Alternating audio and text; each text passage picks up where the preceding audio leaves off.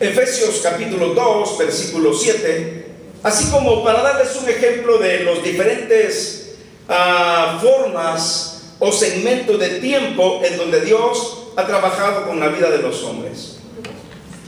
Efesios capítulo 2, versículo 7, dice la Biblia, hablando acerca del misterio de la iglesia, el apóstol Pablo dice: para mostrar en los siglos venideros las abundantes riquezas de su gracia en su bondad para con nosotros en Cristo Jesús. ¿Por qué Pablo está mencionando siglos venideros? Está hablando de ¿qué? De segmentos de tiempo. Otro pasaje que nos habla de segmentos de tiempo podría ser, si no me equivoco, Efesios capítulo 3, versículo 5, en donde otra vez, noten ustedes lo que Pablo está diciendo, capítulo 3, versículo 5, hablando siempre de la iglesia. Recuerden que uno de los temas de la carta a los Efesios es la iglesia, el cuerpo de Cristo. La iglesia, el cuerpo de Cristo. Y vean lo que dice el versículo 5, hablando siempre de la iglesia. Misterio, y noten conmigo qué dice esta frase ahí. Misterio que en otras generaciones no se dio a conocer a los hijos de los hombres. En otras palabras podríamos decir, misterio que en otros segmentos de tiempo o en otras dispensaciones no se dio a conocer a los hijos de los hombres, como ahora es revelado a sus santos apóstoles y profetas por el Espíritu. Entonces, en la Biblia sí notan los diferentes segmentos de tiempo en donde Dios ha trabajado en épocas diferentes con pueblos para dar a mostrar su revelación a cada uno de nosotros los seres humanos. Pero el texto más implícito de esto de las dispensaciones ya lo leímos, en donde el autor a Hebreos dice: porque Dios, habiendo hablado de muchas maneras y en otros tiempos, ¿por medio de quiénes? Por medio de los padres y los profetas. ¿Y qué dice? Nos ha hablado ahora. ¿Por medio de quién? Por medio del Hijo. Cuando habla de en otros tiempos por medio de los padres y los profetas, ¿a quiénes se está refiriendo? ¿Quiénes son los padres en el Antiguo Testamento? No hablo de padres de iglesias católicas. Padre Abraham, padre Isaac, padre Jacob. ¿Quién más? Abraham, Jacob, Isaac, las tribus de Israel podrían ser. Pero Dios habló a través de los padres y luego a través de ¿quiénes? Los profetas. ¿Como quiénes? Denme 10 ejemplos de profetas.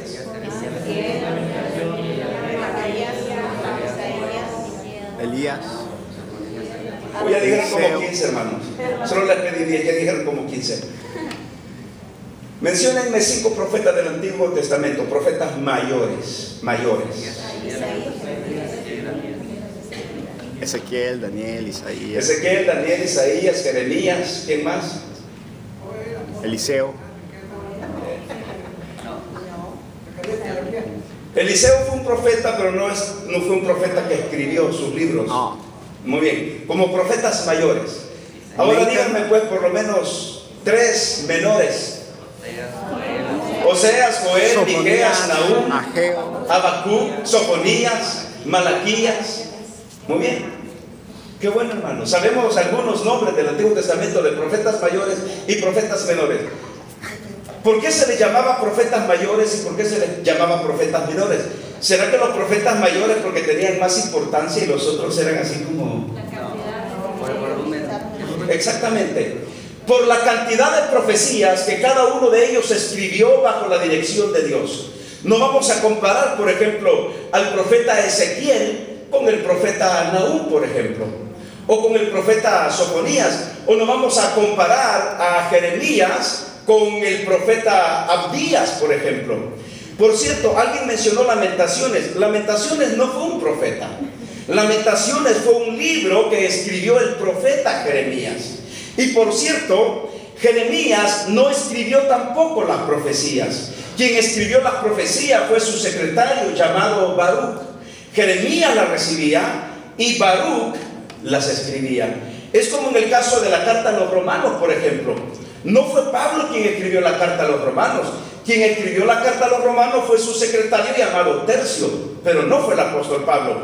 Pablo dictó la carta, Tercio la escribió y la mandó a los romanos. Pero claro, le damos la autoría ¿a quién? A Pablo, porque Pablo fue el inspirado por Dios. O es como que si alguno de ustedes se ponga a escribir un libro y yo le voy dictando y ponen ahí Dionisio Núñez, pero quien lo escribió, vamos a suponer, fue el hermano Johan. Y al final, Johan puede poner: yo, secretario del pastor Dionisio Núñez, os saluda. Bueno, imagínense cómo Dios habló en otros tiempos, como dice Hebreos, a través de los padres y los profetas. Entonces, tanto Hebreos como Pablo está hablándonos acerca de segmentos de tiempo, periodos de tiempo, a los cuales se les llama las dispensaciones en la Biblia. Muy bien, ¿qué dijimos que es una dispensación, hermanos? Muy bien, segmentos de tiempo, en los cuales Dios ha tratado, hermanos, con los seres humanos, con los hombres. Pues esta noche yo les podría mencionar de memoria las 7 dispensaciones en la Biblia, y se las puedo mencionar: inocencia, conciencia, gobierno humano, promesa, ley, gracia y reino. Son las 7 dispensaciones que hay en la Biblia. ¿Por qué es importante, hermanos, que entendamos, que estudiemos juntos las dispensaciones? Como dije antes, las dispensaciones establecen en nosotros un marco de referencia y conocimiento general de toda la historia de la Biblia, de cómo Dios ha tratado a su pueblo desde el libro de Génesis y cómo Dios lo seguirá tratando hasta el libro de Apocalipsis. Porque las 7 dispensaciones están desde Génesis hasta el libro de Apocalipsis. Entonces, quiere decir que Dios seguirá tratando, así como trató con Adán en el jardín del Edén. Dios seguirá tratando hasta la eternidad, cuando estemos con Él, que es la 7ª dispensación, que se le llama la dispensación del reino. Muy bien, dice la Biblia, y vamos al libro de Génesis en el capítulo 1, versículo 26 al 27, para entrar en el estudio de esta noche. Libro de Génesis. Espero que no se haga aburrido el estudio, porque quiero hacerlo así al estilo predicación, más que una enseñanza, para no estar aquí así como dictando pues una clase. Muy bien, miren lo que dice la Biblia, Génesis 1, 26 al 27. ¿Están conmigo, hermanos? Miren qué bonito lo que dice la Biblia. Entonces dijo Dios, hagamos al hombre a nuestra imagen, conforme a nuestra semejanza, y señoree en los peces del mar, en las aves de los cielos, en las bestias, en toda la tierra, y en todo animal que se arrastra sobre la tierra. Y creó Dios al hombre a su imagen, a imagen de Dios lo creó, varón y hembra. ¿Qué dice la Biblia? Varón y hembra los creó. Muy bien. A esto se le llama, y es la primera dispensación, se le llama la dispensación de la inocencia.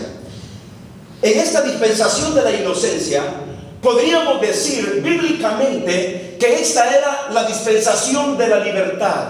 La libertad. El hombre podía hacer lo que quería, porque Dios le había dado un principio que tenemos todos los hombres. ¿Cuál es esa libertad?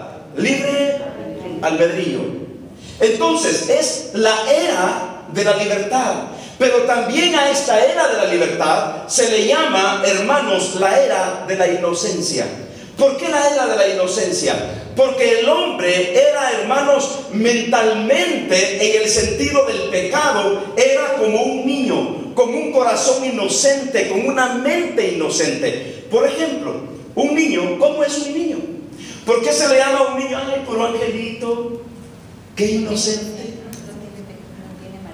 Porque no hay malicia, porque en él no hay maldad. A ustedes los varones, ¿cómo les decía su mamá cuando nacieron? Ay, qué niño más lindo. En algunos no pudieron decir que era tan bonito. En mi caso, todavía mi mamá, si estuviera viva, estuviera diciendo, ay, qué niño más bonito. Todos los babies son bonitos. En realidad, hermanos, lo que queremos decir con esto es que en esta dispensación es cuando comenzó la creación del hombre. Y esta dispensación continúa hasta Génesis capítulo 3 en adelante. En esta dispensación, la Biblia dice que Dios le dio al hombre cierta responsabilidad. Una responsabilidad humana fue la responsabilidad de ser fructífero. Le dio la responsabilidad de fructificar la tierra, de dominar la tierra, de tener dominio, hermanos, sobre los animales, usar los vegetales para comer, cuidar del huerto del Edén. ¿Qué libertad más linda tenía el hombre? Y se le llama la dispensación de la inocencia, la dispensación de la libertad, en donde el hombre también tenía, hermanos, una maravillosa comunión con Dios, porque estaba en un estado de inocencia. No conocía el pecado. Ahora, la Biblia nos dice en el versículo 28 al versículo 29, miren lo que Dios está diciendo en el versículo 28-29. ¿Qué hizo Dios con este estado de inocencia en la vida del hombre? ¿Qué hizo Dios? Y los bendijo, lo tienen ahí, y los bendijo Dios y les dijo: fructificad y multiplicaos, llenad la tierra y sojuzgadla, y señoread en los peces del mar, en las aves de los cielos y en todas las bestias que se mueven sobre la tierra. Versículo 29. Y dijo Dios: he aquí que os he dado toda planta que da semilla, que está sobre toda la tierra, y todo árbol en que hay fruto y que da semilla, os serán para comer. Qué bendición la que el hombre tenía en ese estado de inocencia. Hermano, si nosotros viviéramos hoy en este estado de inocencia, ¿no cree usted que seríamos bendecidos por Dios? Algunas personas llegan a pensar, por ejemplo, que el pecado fue la relación sexual entre Adán y Eva. El pecado no fue eso. El pecado fue la desobediencia delante del Señor.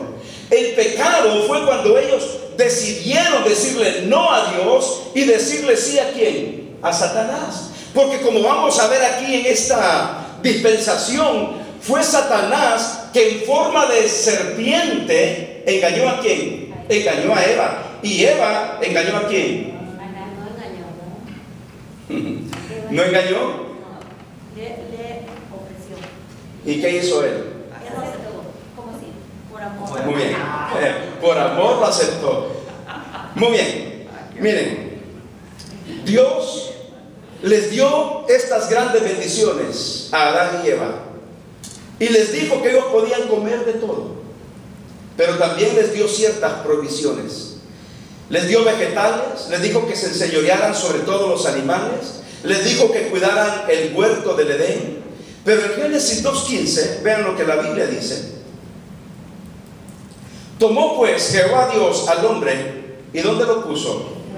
Y lo puso en el huerto de Edén, para que lo labrara y lo guardase.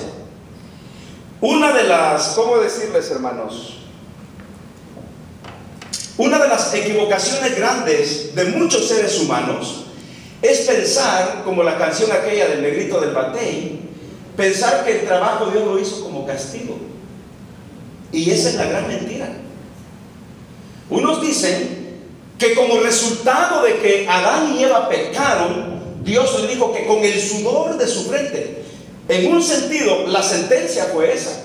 Pero el hombre no trabaja como producto del pecado. El hombre ya trabajaba en el jardín del Edén. Dios le dijo que lo cuidara, Dios le dijo que lo labrara, Dios le dijo que lo guardara, hermanos. Entonces, Dios no quiso desde el principio de la creación de su hombre, Dios no quiso que el hombre fuera no, eso lo dice una canción. Dios no quiso que el hombre fuera un haragán. Es que mi hermana dice inútil, eso es la derrota de dos patas. Dios no quiso que el hombre fuera un holgazán, un haragán. Dios desde un principio Él dispuso en su corazón que el hombre fuera un hombre trabajador. Y por eso Dios le dijo, tomó pues Dios al hombre y lo puso en el huerto de Edén para que lo labrara y lo guardase. Así que el trabajo no es consecuencia del pecado. El trabajo es consecuencia de la voluntad de Dios en la vida de todo ser humano. Y la Biblia dice en el Nuevo Testamento a través del apóstol Pablo que el que no trabaja, que tampoco coma. Qué tremendo lo que Pablo dice. Y dice que el que no trabaja y no provee para la familia ha negado la fe.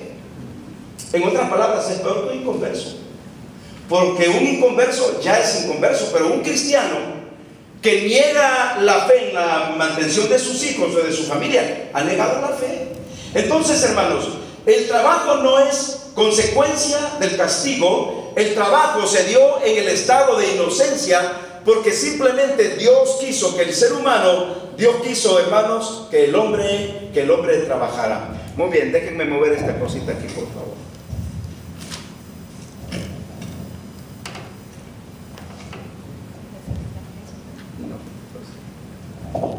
Muy bien. Ahora, quiero que veamos, hermanos, lo que la Biblia nos dice también en Génesis capítulo 3, versículos 1 al 6. Aquí en el 2:17, ya vimos que Dios mandó a que el hombre cuidara y esto y lo otro. Pero sigamos en el que sigue, perdón, antes de ir al 3. En el versículo 18, en el versículo 17, ¿cuál fue el que vimos antes, hermanos? El 16. Muy bien, veamos el 17. Mas del árbol de la ciencia del bien y del mal, ¿qué dijo Dios? No comerás, porque el día que de él comieres, ciertamente morirás. Y dijo Jehová Dios. Bueno, y aquí viene lo de que no es bueno que el hombre esté solo, que esto y lo otro. ¿Usted cree que el hombre fue diseñado para vivir eternamente? ¿Qué dice el texto? Que sí. El hombre fue diseñado para vivir en la eternidad con Dios. Es más, la Biblia en Génesis 1:26 dice que Dios lo hizo que conforme a su imagen y semejanza. Dios es eterno. Dios es eterno. Nosotros, aunque no somos eternos, el plan de Dios es que fuéramos perpetuos. Perpetuos. Eterno significa algo que no tiene principio y algo que no tendrá fin, como en el caso de Dios. El ser humano es perpetuo, porque perpetuo es algo que tiene principio, pero algo que no tiene fin. El hombre perpetuo, pero Dios eterno. Pero la mentalidad de Dios, en el corazón de Dios, el deseo de Dios, es que el hombre viviera perpetuamente al lado de él. Pero Dios le pone la condición: de todo puedes comer, pero del árbol de la ciencia del bien y del mal no comerás. Ahora, vayamos al otro pasaje que les dije. Capítulo 3, versículos 1 al 6. Noten ustedes que aunque al hombre se le concedió un estado, porque Dios le concedió al hombre un estado bendito, le dio un cuerpo, una mente, le dio una naturaleza perfecta. Dios le dio al hombre todo lo necesario para disfrutar de la vida. Pero vamos a ver que Eva sucumbió, hermanos, ante la tentación, comió el fruto prohibido y Adán se unió a ella, más bien se unió a ella en este acto de desobediencia que Eva cometió. Ahora, ¿qué dice la Biblia? Génesis capítulo 3, versículo 1 en adelante. Pero la serpiente era astuta, más que todos los animales del campo que Jehová Dios había hecho, la cual dijo a la mujer: ¿con qué Dios os ha dicho, no comáis de todo árbol del huerto? Versículo 2. Y la mujer respondió a la serpiente: del fruto de los árboles del huerto podemos comer. Versículo 3. Pero del fruto del árbol que está en medio del huerto, dijo Dios, no comeréis de él, ni lo tocaréis, para que no muráis. Entonces la serpiente dijo a la mujer: no moriréis, sino que sabe Dios. Y como Satanás, hermanos, desde el principio, Satanás se presenta también como ángel de luz. Y Satanás está engañando a Eva, sino que sabe Dios que el día que comáis de él, serán abiertos vuestros ojos y seréis como Dios. Imagínense, y seréis como Dios, sabiendo el bien y el mal. Antes que se me olvide, quiero esto de seréis como Dios. Muchas de las doctrinas orientales, y estoy hablando de los hindúes, estoy hablando de doctrinas que vienen de estos lados, y doctrinas hasta cierto punto aceptadas psicológicamente como buenas de superación. Por ejemplo, que somos nosotros como semidioses y que nosotros tenemos capacidades como Dios y que nosotros podemos hacer muchas cosas, como por ejemplo, el hombre hoy en día ya no solamente ha ido al universo, no solamente está explorando Marte. Ahora se están haciendo investigaciones. Ya vieron el día de ayer, por ejemplo, el huracán que se formó en uno de los planetas del sistema solar, que tiene que ver con algo, hermanos, increíble. Jamás la ciencia imaginó ver todo esto. Se pueden clonar animales, ovejas, perros, gatos, seres humanos. Yo no sé todavía. ¿Sí? Porque yo soy el clon de Dionisio. Imagínense, clonar seres humanos. Quiero recordar, a ver si recuerdo esto de algo que yo leí o me contaron o lo escuché. De que un científico tuvo una entrevista con Dios. Y el científico alegaba con Dios y le decía: nosotros somos como tú. Porque esa es la filosofía de Satanás, que el hombre sea como Dios o es como Dios. Lo mismo que pretendió Satanás cuando quiso usurpar el trono y la identidad de Dios. El científico le decía: mira Dios, nosotros somos como tú. Nosotros podemos ir a cualquier lado del universo sin ningún problema, como tú también puedes estar en cualquier parte del universo. Nosotros podemos hacer esto, podemos hacer lo otro, podemos clonar animales, ovejas, vacas. Y le dijo también: podemos también hacer seres humanos. Podemos hacer seres humanos. Entonces Dios le dice: muy bien, tú puedes hacer un ser humano, puedes crear a un hombre. Y el científico dijo: sí, nosotros podemos crear seres humanos. Entonces vino el científico y dijo: muy bien, te voy a demostrar que yo puedo hacer un ser humano. Quiso agarrar un poco de tierra y Dios le dijo: no, con la mía no, con la tuya. Porque el hombre no puede crear, el hombre puede hacer de lo que ya está creado. El único quien puede crear es Dios. El hombre no tiene capacidad para crear, pero sí tiene capacidad para hacer de lo que ya está creado. Solo en Génesis, si ustedes se fijan, en todo el capítulo 1, el único quien tiene capacidad para crear es Dios, y se ocupa una palabra en hebreo que significa, la palabra es bara, que significa crear de la nada. Cuando Dios hizo las cosas, Él decía: sepárense las aguas de las aguas se separaban. Hágase la luz, se hizo la luz. Hágase que produzca la tierra hierba. Entonces, ¿qué hacía Dios? Dios creaba de la nada. El hombre hace de lo que Dios ha creado. Y cuando este científico quiere agarrar la tierra de Dios, Dios le dice: no, con la mía no, con la tuya. El hombre no tiene tierra, la tierra le pertenece a Dios. Y como dice el Salmo: mío es el oro y la plata, el mundo, la tierra y todo lo que en él hay, le pertenecen a Dios. Entonces, cuando vamos a este versículo en donde Satanás a través de la serpiente le dice: Dios sabe que el día en que tú comas de ese árbol o de ese fruto, serán abiertos vuestros ojos y seréis como Dios. Y esta es la filosofía del mundo. El mundo nos ha hecho pensar, creer que por todo lo que hemos hecho y logrado hasta el día de hoy, somos como dioses. Pero me gusta lo que dice el Salmo 9 al final, el Salmo capítulo 9. Vamos a leerlo, el versículo, ya les digo, es el último. No sé qué versículo es, pero es el último. Dios nos recuerda una cosa importantísima en esto.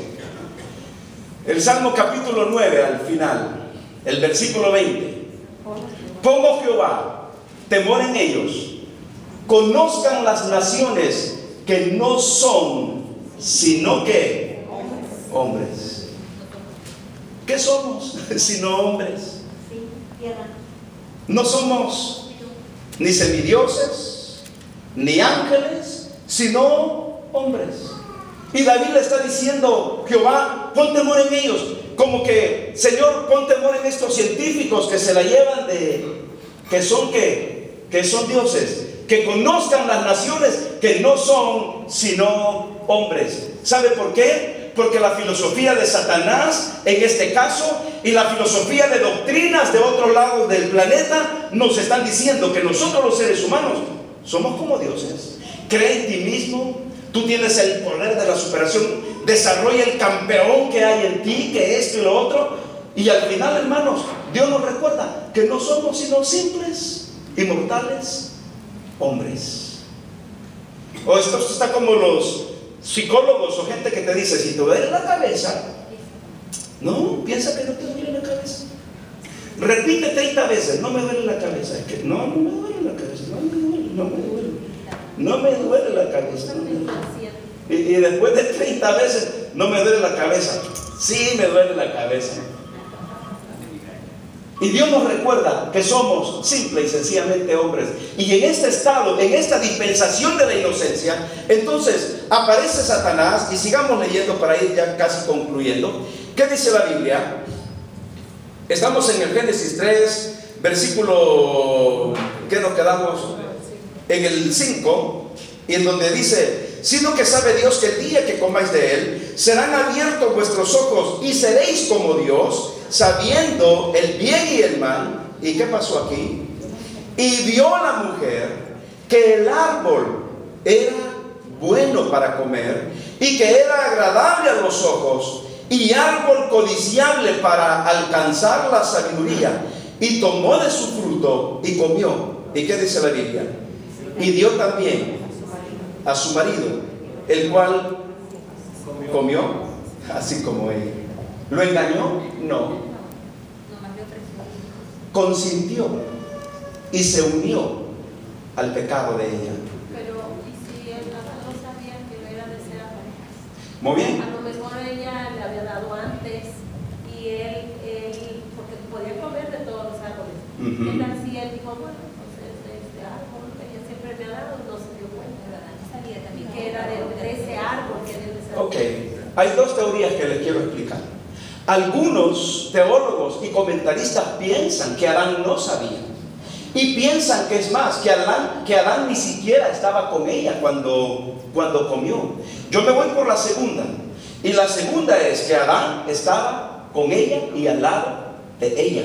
Si ustedes notan lo que el pasaje está diciendo aquí, y vio la mujer que el árbol era bueno para comer y que era agradable a los ojos y árbol codiciable para alcanzar la sabiduría, y tomó de su fruto y comió, y dio también a su marido, el cual comió así como ella.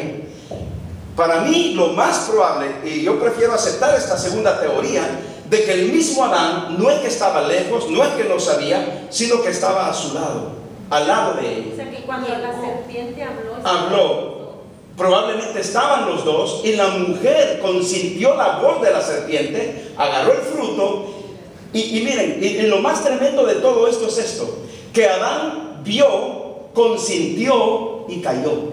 Es decir, no que cayó de la caída, cayó, no habló, no dijo nada.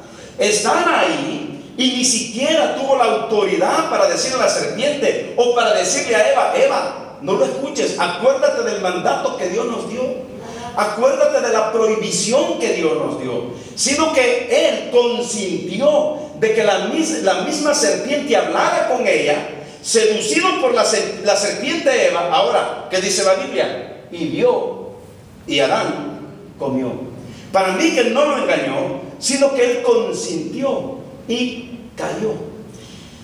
Leí un libro, una referencia sobre precisamente este pasaje, en donde el escritor, el principio que da es este: que en muchos hogares y en muchas iglesias, los pastores, los líderes, en los matrimonios, consentimos y callamos. O sea, miramos y vemos, pero podríamos decir algo, pero como Adán, preferimos callar y no decir nada. Lo que no nos damos cuenta es que en eso de callar, de silenciar lo que vemos y no decimos, entonces consentimos y de repente estamos cediendo con el pecado, con ella. ¿Y Adán qué? Adán fue arrastrado.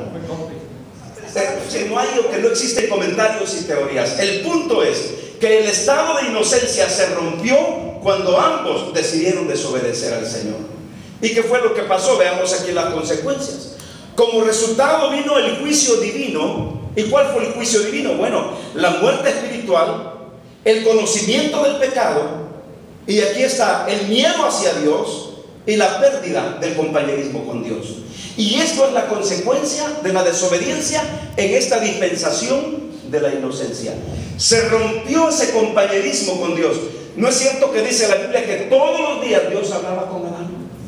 Y que por las tardes bajaba. Pero ¿qué pasó cuando decidió pecar? Ya no bajó para tener comunión con Él, bajó para reclamarle, para decirle: hey, ¿dónde estás tú? Y dice la Biblia que Adán se escondía. ¿Y por qué se escondieron? Y le dijeron: Señor, porque tuvimos miedo. Entonces, en esta dispensación se nos enseña que, vamos a ver, que el juicio de Dios vino sobre ellos, y a partir de ahí, hermanos, vino la muerte, la separación, vino también, hermanos, ese temor del hombre para con Dios. Se rompió esta maravillosa relación entre Dios y el hombre. Y este, hermanos, es el estado de inocencia en el cual el hombre vivía. Pero en Génesis 3:16, y con esto termino, ahí se me apagó eso. En Génesis 3:16 hay una promesa maravillosa que quiero que veamos ahí para ir terminando. En Génesis 3:16. Muy bien, ¿lo tienen ahí, hermanos? Génesis capítulo 3, versículo 16. Mira la sentencia para el hombre y la mujer. Bueno, leamos aquí a partir del 11. Vamos a ver, ¿en dónde estamos? Muy bien. Nos quedamos entonces en el versículo 7 para ir terminando. Vamos a leer el 7. El 7. Miren lo que la Biblia dice. Entonces fueron abiertos los ojos de ambos y conocieron que estaban desnudos. Entonces cosieron hojas de higuera y se hicieron ¿qué? Delantales. Y oyeron la voz de Jehová Dios que se paseaba en el huerto al aire de día, y el hombre y su mujer se escondieron de la presencia de Jehová Dios entre los árboles del huerto. Quiero darles una explicación simbólica de todo esto. Hermanos, ¿qué es lo que hace el hombre hoy en día? El hombre, cuando peca, cree que con cubrirse con higuera, que es la religión, cree que con eso se está justificando delante de Dios. El hombre, como Adán y Eva, pueden cubrirse y taparse de todo, pero la vergüenza estará siempre en sus corazones, porque le habían fallado a Dios y le habían desobedecido al Señor. Y dice el versículo 10, versículo 9: mas Jehová Dios llamó al hombre y le dijo: ¿dónde estás tú? Y él respondió: oí tu voz en el huerto y tuve miedo, porque estaba desnudo y me escondí. Y Dios le dijo: ¿quién te enseñó que estabas desnudo? ¿Has comido del árbol que yo te mandé que no comieses? Y el hombre respondió, y aquí comienzan no solamente las excusas, sino el hecho de culpar a otros de nuestras responsabilidades. ¿Y qué dijo? En el 12, y el hombre respondió: la mujer que me diste por compañera me dio del árbol. ¿Y qué pasó? Y yo comí. ¿Por qué Adán no afrontó su responsabilidad si Dios, a quien había creado primero, fue Adán y le había dado también estas órdenes? Y aquí en el 13, ¿qué pasó? Entonces Jehová Dios le dijo a la mujer: ¿qué es lo que has hecho? Y dijo la mujer: la serpiente me engañó y comí. Y Jehová Dios dijo a la serpiente: por cuanto esto hiciste, maldita serás entre todas las bestias y entre todos los animales del campo. Sobre tu pecho andarás y polvo comerás todos los días de tu vida. ¿Sabe, hermano? La serpiente, según he leído comentarios, pudo haber sido el animal más atractivo entre los animales en el Antiguo Testamento. La serpiente. Porque la serpiente no se arrastraba. La serpiente comenzó a arrastrarse como consecuencia del pecado. Porque la sentencia hacia la serpiente fue que se va a arrastrar y que va a comer polvo. Pero si hasta hoy ustedes ven a la serpiente, vean ustedes, por ejemplo, a esta que tiene muchos colores. La coral, por ejemplo. No, yo sé que las mujeres algunas tienen pánico, pues claro, si las engañó la serpiente. Sí. No, estaba viendo una. Hay una que tiene unos colores pero bien acertaditos. Bueno, lo que quiero decir con esto, cualquier serpiente que usted vea, tiene unos diseños, dejando a un lado lo feo que puede ser, pero tiene unos colores tan definidos y unas características tan bonitas que cuando usted se le queda viendo le saca la lengua bien feo. Bueno, la serpiente no se arrastraba. Como consecuencia del pecado, Dios la sentenció a comer polvo y arrastrarse sobre el pecho todos los días de su vida. Probablemente la serpiente caminaba parada y hablaba y andaba ahí entre los animales y se consideraba la más bella criatura de los animales entre todos los animales. ¿Cuál es el principio aquí? ¿Cómo se presentó la serpiente? Se presentó como ángel de luz, porque era bella, atractiva y hermosa. Satanás es lo mismo hoy en día. Satanás se presenta, hermanos, como ángel de luz. Y veamos la promesa y con esto terminamos. Dios le dice ahora en el versículo 15 a la serpiente: y pondré enemistad entre ti y la mujer, y entre tu simiente y la simiente suya. Esta te herirá en la cabeza y tú le herirás en el calcañar. Hermanos, y aquí tenemos la primer profecía de la redención del hombre. Esta es la primera profecía en donde Dios hace la promesa de la redención. ¿Qué le dice Dios? Que va a poner enemistad entre ti, entre la serpiente y la mujer, y entre tu simiente, es decir, el hijo y la simiente suya. Esta te herirá en la cabeza. Y esto sucedió en el sacrificio de Cristo. ¿Qué hizo Satanás? Simplemente, al tratar de matar a Cristo en la cruz, le hirió nada más aquí. ¿Cómo se llama? ¿Cómo dice ahí? El calcañar. Pero ¿qué hizo Cristo? Cristo le aplastó y le pisó la cabeza a la serpiente. Y aunque ellos pecaron en ese estado de inocencia, Dios les dio la promesa maravillosa de un día ser redimidos. Entonces, las dispensaciones tienen que ver con ese plan maravilloso de redención y de salvación para los seres humanos. Hermanos, hubo una responsabilidad del hombre: obedecer. ¿Cuál fue el fracaso? La desobediencia. ¿Cuál fue el juicio? Separación de la comunión con Dios. Pero Dios le dio la promesa de la redención, y de ahí alcanzamos hasta el día de hoy por el sacrificio del Señor Jesucristo. Amén. Vamos a orar. Cierre sus ojos y oremos al Señor. Gracias, Padre, por tu palabra. Gracias por tus bendiciones. Gracias, Señor, porque esta noche hemos aprendido que tú hiciste al hombre en un estado de inocencia, pero también aprendimos que fueron expulsados del huerto. Y sabemos, Señor, que tú también les diste la maravillosa promesa, la promesa de la redención. Gracias, Padre, por tu bendición en el nombre de Cristo. Amén. 3 aspectos de esta dispensación: responsabilidad, obedecer a Dios; fracaso, desobediencia; juicio, maldición y muerte, pero con promesa de redención. Muy bien, oramos por las ofrendas, hermanos. Antes de que ellos pecaran, no había muerte.